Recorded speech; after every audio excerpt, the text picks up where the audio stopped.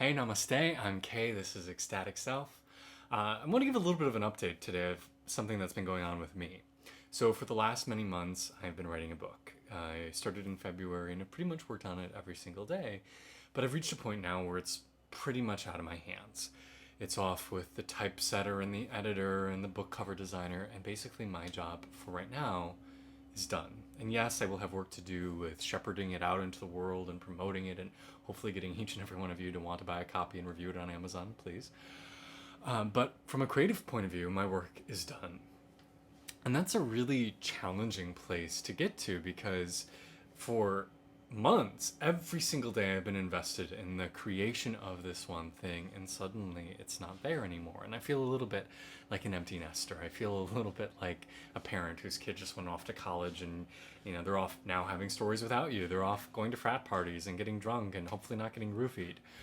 Uh, and there is a sense of loss, a sense of mourning, a sense of letting this thing that I loved go. But that is also part of the act of creation, but it's also just part of the act of living. To live means that we create and we surrender. We create and we surrender. We experience birth and sustenance and then eventually death. And then things travel in cycles of creation and destruction. I think in today's world, we are very much afraid of the idea of loss, destruction, death, mourning, letting go. But very much is an important part of the cycle of life. So what we need to do is we need to get comfortable with this sense of saying things move on. Sometimes it's relationships, sometimes it's friendships, sometimes it's work, sometimes it's plans. But we have to mourn the things that we loved and cherished and meant a great deal to us at a certain point in time.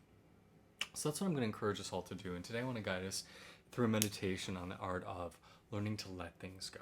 So I want you to go ahead and close your eyes. Take a couple of deep breaths.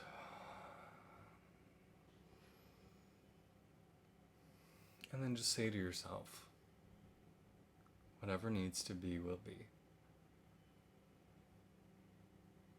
Whatever I need to surrender, to let go of, I can and I will. And when you feel that clenching happen inside, that sense of, no, I'm holding on to it, take a breath into that tension, that knot, and just feel at ease. Feel it melt a little bit. Take a couple of deep breaths and just feel yourself relaxing into the fact that things are going to come and they're going to go. They're going to flow in and out of our life. And our job is not to hold on to them. Our job is not to force things to stay. It's to enact whatever we can with love, with presence of mind, with compassion.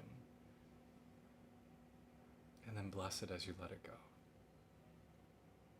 And that can be hard. It can be hard when it's something we've really, really loved. And even if they're heading off to good things, again, like a kid going off to university, it can still be hard. Breathe into yourself and feel yourself soften into a deep acceptance of what is. Feel yourself letting go and letting be.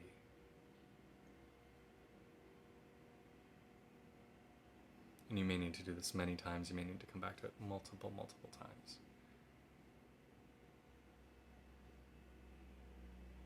Things can only be what they are. We can't force them to be different. And stick with this for as long as you need. I'm Kay.